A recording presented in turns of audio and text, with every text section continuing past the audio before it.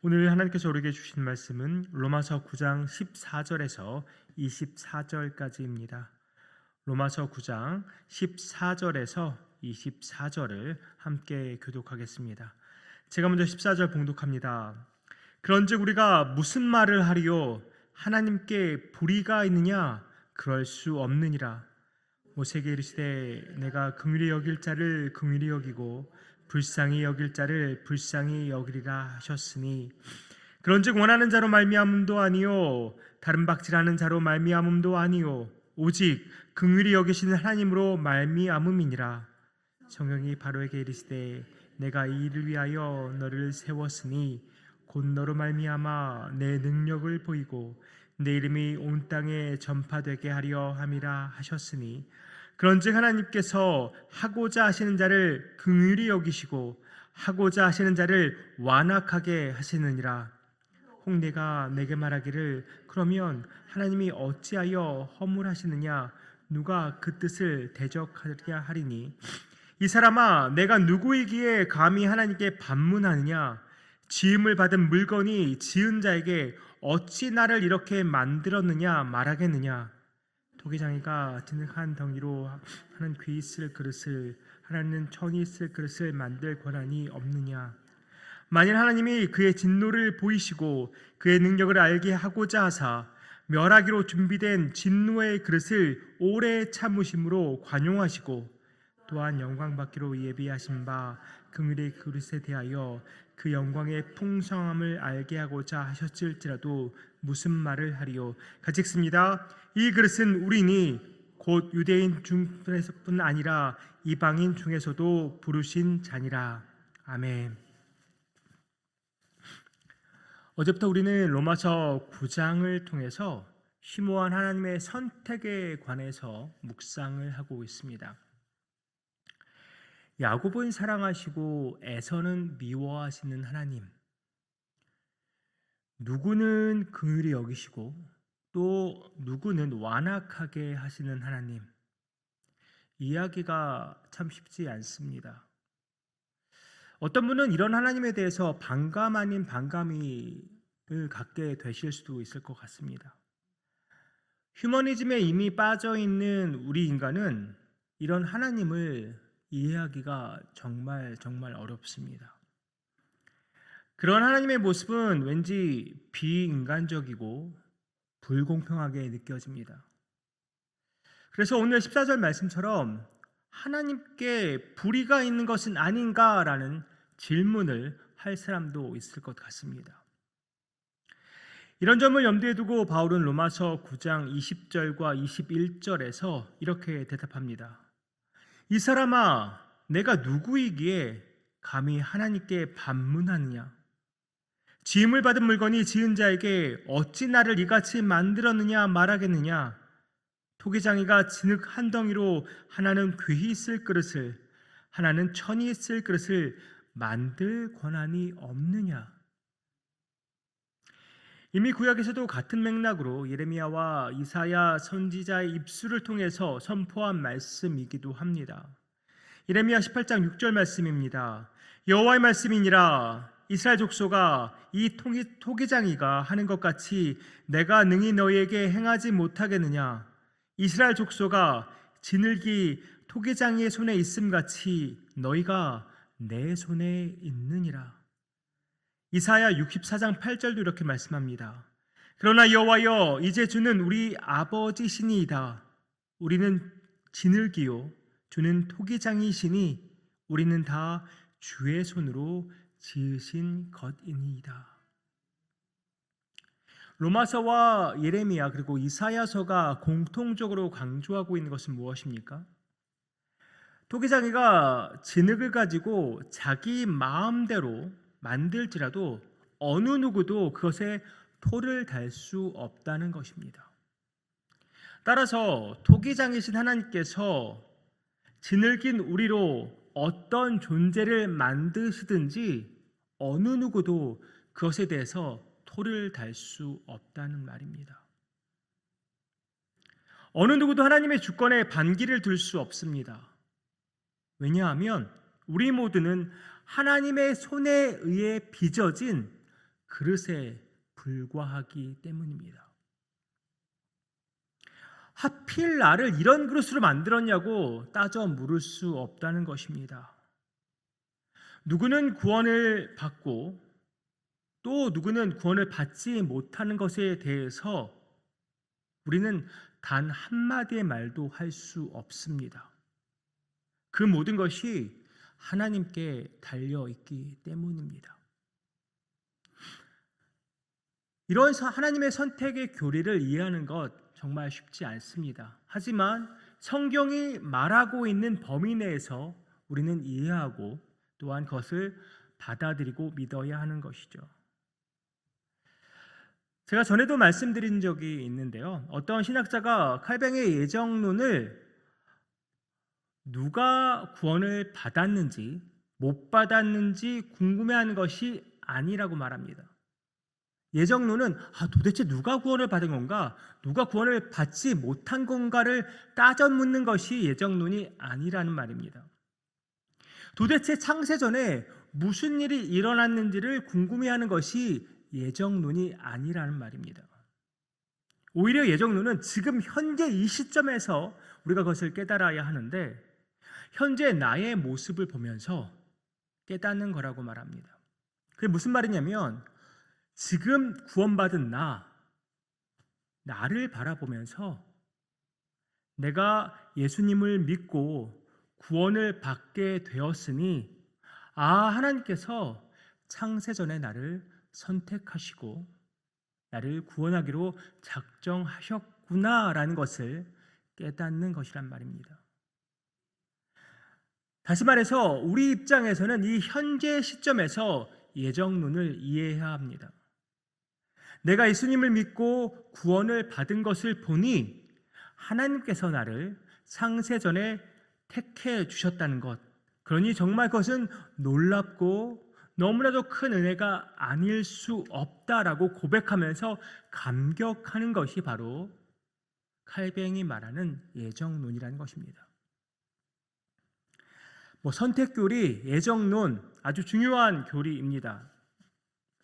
그러나 이 교리 용어를 아는 것보다 훨씬 더 중요한 것이 있습니다. 그것은 우리를 향하신 하나님의 은혜를 깨닫는 것입니다.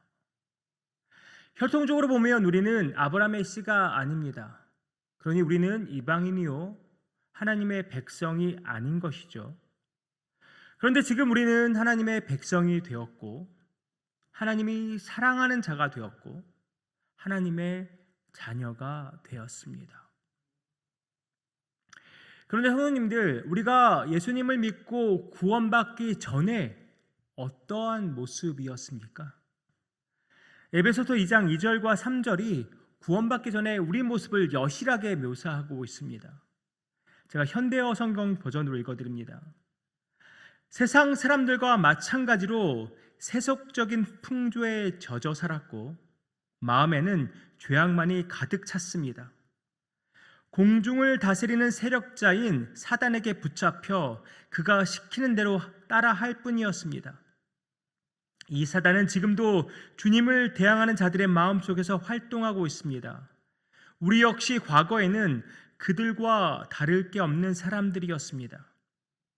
우리의 생활은 곧 우리가 품고 있는 악을 나타내는 것이었습니다. 우리의 욕망, 악한 생각이 이끌어가는 대로 우리는 악한 일만 저질렀습니다. 날 때부터 육신이 원하는 대로 행하여 악한 대로만 달려나갔습니다. 다른 사람들과 마찬가지로 하나님의 진노를 면하지 못할 처지였습니다. 그렇습니다, 성도님들. 이것이 우리의 모습이었습니다. 우리 모두는 하나님의 진노를 피할 수 없는 죄인들이었습니다. 하나님과 원수된 자였습니다. 사단의 종이었습니다. 말과 생각과 행동은 악으로만 가득 차 있었습니다. 진노받아 마땅할 진노의 자식들이었습니다. 그런데 우리가 하나님의 선택하심을 받고 예수 그리스도의 십자가를 통해서 하나님의 백성이요 하나님의 자녀가 되었습니다. 정말 엄청난 일 아닙니까? 저는 모태신앙으로 태어났기 때문에 자라면서 단 한 번도 하나님이 저를 구원해 주신 것을 의심해 본 적이 없습니다. 그런데 제가 어느 순간 정말 제가 구제불능의 죄인이란 것을 깊이 깨달았을 때 느꼈던 것이 있습니다. 정말 죽을 수밖에 없는 나이인데, 이렇게 악하고 더러운 나이인데 하나님의 은혜가 아니면 결코 나는 구원받을 수 없는 존재라는 사실을 뼈저리게 깨달았습니다. 나도 나를 구원할 수 없고 다른 어떤 사람도 나를 구원할 수 없지만 오직 예수 그리스도만이, 예수 그리스도께서 십자가에서 흘리신 그 보혈만이 나를 깨끗하게 하고 나를 구원할 수 있다는 그 진리가 가슴 벅차게 다가왔었습니다. 이것이 비단 저만 느끼는 가슴 벅찬 감격입니까? 하나님께서는 우리 모두를 긍휼히 여기시고 불쌍히 여기셔서 우리 모두에게 너무나 크나큰 은혜를 베풀어 주셨습니다. 우리의 행실로는 절대 받을 수 없는 은혜이지만 예수 그리스도를 통해서 값없이 우리에게 주셨습니다. 그렇다면 이렇게 하나님께 선택받은 우리, 하나님의 놀라운 그 은혜를 받은 우리, 어떻게 살아가야 하겠습니까? 사실 이 질문은 우리가 평생 새기고 또 되새겨야 할 질문이라고 믿습니다. 어떻게 살아가야 할까요? 가장 중요한 부분 중에 하나는 우리의 예전의 모습을 우리가 늘 기억하고 살아가야 한다는 것입니다. 죄인이었던 나의 모습을 생각할 때, 기억할 때 우리는 교만해지지 않습니다. 추악한 나의 모습을 기억할 때 나를 구원하신 그 은혜, 날마다 나에게 베풀어 주신 그 은혜가 엄청나게 큰 것임을 매일매일 깨닫게 됩니다. 물론 이 말을 오해하지 않으셨으면 좋겠습니다. 매일매일 매 순간순간 죄책감을 느끼면서 살라는 말씀이 아닙니다. 그저 나 같은 죄인을 살리신 주님의 은혜로 가득 찬 삶을 사시라는 말입니다. 우리가 사랑하는 찬송가 305장 나 같은 죄인 살리신을 작사한 존 누튼 잘 아시죠? 그의 이전 직업이 무엇이었습니까? 노예를 파는 노예선의 선장이었습니다. 근데 그 사람이 회심하고서 목사가 되었죠. 그 존 누튼 목사님이 82세의 나이로 세상을 뜨셨다고 하는데 한 2, 3년 전부터 시력도 잃고 많이 몸이 쇠약해졌다고 합니다. 그러한 상태에서 이 존 뉴튼 목사님이 친구들에게 이러한 고백을 했다고 합니다. 나의 기억은 점점 사라져 갑니다. 그러나 나는 두 가지만은 기억합니다.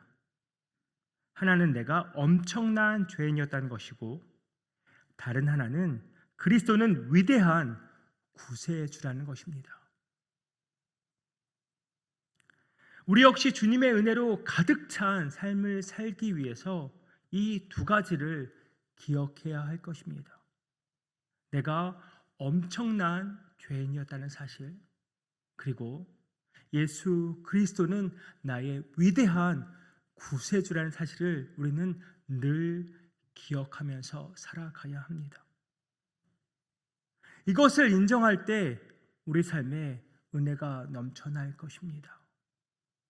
그리고 그 은혜가 나로부터 흘러서 믿지 않는 자들에게까지 흘러가게 될 것입니다. 오늘도 저와 성도님들의 삶 가운데 은혜가 넘치길 원합니다. 또 저와 성도님들의 삶 속에 넘쳐나는 그 은혜가 세상에 믿지 않는 사람들에게까지 흘러가서 그들도 예수 그리스도를 알고 영접하고 우리가 누리고 있는 그 놀라운 은혜를 함께 누릴 수 있기를 주님의 이름으로 축복합니다. 기도하겠습니다.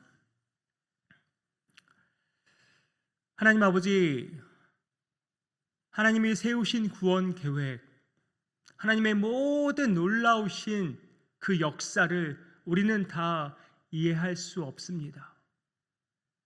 우리의 지식은 정말 미약하고 정말 무지한 자들임을 다시 한번 고백합니다. 하나님의 그 놀라우신 그 섭리와 하나님의 놀라우신 그 계획들을 다 이해할 수 없지만 나를 구원하신 주님, 나 같은 죄인을 구원하신 주님, 창세전에 나를 택하시고 예수 그리스도를 통해서 나를 구원하신 그 하나님의 은혜를 오늘도 또한 매 순간 깊이 깨달으며 살아가기 원합니다. 주님, 나는 죽어 마땅한 죄인입니다. 하지만 주님께서 나를 살리셨습니다. 그 놀라운 은혜, 구세주의 그 놀라운 은혜를 날마다 붙잡고 누리고 또한 흘러보내서 많은 영혼들이 우리를 통해서 예수 그리스도를 만나도록 주님 역사하여 주시옵소서. 이 모든 말씀 예수 그리스도의 이름으로 기도하옵나이다. 아멘.